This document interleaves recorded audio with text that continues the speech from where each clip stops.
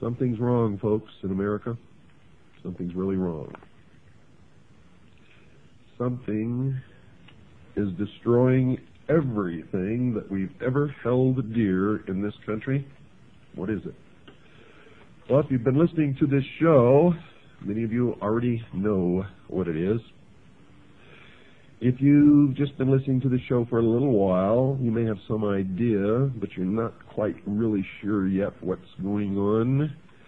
Well, I'm going to tell you right now, it's all about religion. Whether you're religious or not doesn't make any difference. It's all about religion.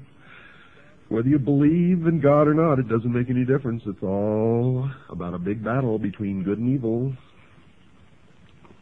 And most of it, I got to tell you, exists in the minds of men. Some of it's real. The question is, what's real? What's deception? What should we be paying any attention to? What is it that's driving us insane? Yes, something is wrong in America.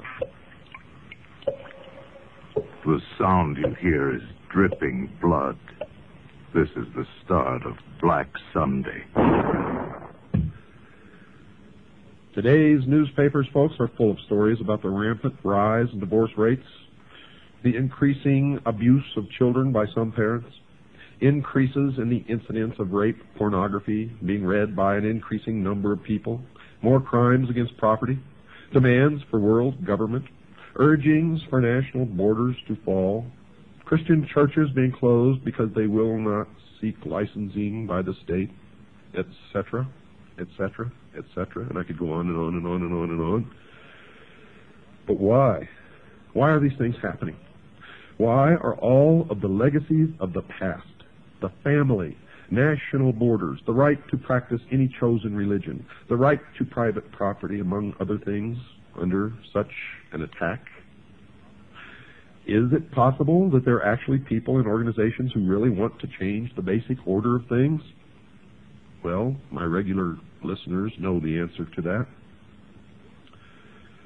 Clues to the answers to these questions, folks, can be gleaned from some comments made by people and organizations that are talking about these wide-ranging changes in the nature of our lifestyle. An Associated Press dispatch on July the 26th, 1968, reported this, quote, New York Governor Nelson A. Rockefeller says, as president, he would work toward international creation of a new world order, unquote. And you thought George Bush coined that phrase? Surprise, surprise. On January the 30th, 1976, a new document called the Declaration of Interdependence was introduced to the American people, and it was signed by 124 traitors, 32 senators, and 92 representatives, altogether 124 traitors in Washington, D.C., and it read in part, quote, 2 centuries ago, our forefathers brought forth a new nation. Now we must join with others to bring forth a new world order, unquote. And you thought George Bush coined that phrase. Surprise, surprise. Another individual who has commented is Henry Kissinger, probably the greatest traitor this nation has ever known, former Secretary of State. According to the Seattle Post-Intelligence of April 18, 1975, Mr. Kissinger said, quote, Our nation is uniquely endowed to play a creative and decisive role in the new order which is taking form around us, unquote. George Bush gave the commencement address at Texas A&M University on May 12, 1989, and he used similar words as well. His speech was on the subject of Soviet-American relations, and he was quoted as saying in part, quote, Ultimately, our objective is to welcome the Soviet Union back into the world order. Perhaps the world order of the future will truly be a family of nations, unquote. Historian Walter Mills maintained that prior to World War I, Colonel Edward Mandell House, the major advisor to Woodrow Wilson, the president at the time, had a hidden motive for involving America in the war. The historian wrote this, quote, The colonel's sole justification for preparing such a batch of blood for his countrymen was his hope of establishing a new world order of peace and security, unquote. You see how these people fool themselves? They always say that the end is peace and security, a world utopia. But to get it, they spill more blood than ever has been spilled in history. Each time they try to bring about their utopia, the blood runs in the streets. They're liars. They're hypocrites. They're manipulators, deceivers. They're the worshipers of Lucifer. Adolf Hitler, a socialist and the head of the German government prior to and during the nation's involvement in World War II, is quoted as saying this, quote, "National Socialism will use its own revolution for the establishing of a new world order," unquote. Adolf Hitler was a socialist. Nazi means National Socialism. Hitler confided to Hermann Röschning, the president of the Danzig Senate, quote, "National Socialism is more than a religion. It is the will to create Superman," unquote. And what is the number of the man? 666.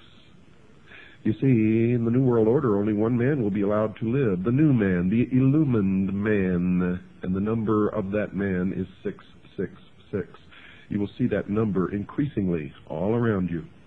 You will also begin to see pyramids increasingly all around you, and the eye in the pyramid, and the eye alone. And you will see circles with a dot in the center.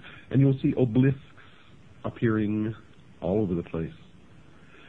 And these are not the only signs. There are many, many, many more. They're the signs of the religion of Mystery Babylon. Hitler added this thought, quote, "Well, yes, we are barbarians, and barbarians we wish to remain. It does us honor. It is we who will rejuvenate the world. The present world is near its end. Our only task is to sack it," unquote.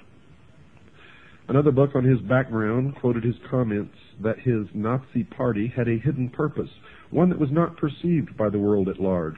Mr. Hitler was quoted as saying this, "He who has seen in National Socialism only a political movement has seen nothing, for it is a religion." The humanist religion issued a manifesto in 1933 stating its beliefs about the world in general. It took the following position about the need for the wealthy governments to share their wealth with the less fortunate nations. It is the moral obligation of the developed nations to provide, through an international authority, economic assistance to the developed. Now that is a lie, folks. It means that it's okay for some of us to lay back and do nothing and reap the rewards of the labor of others. That's socialism. That's what it's all about. Communism, socialism, it's the same.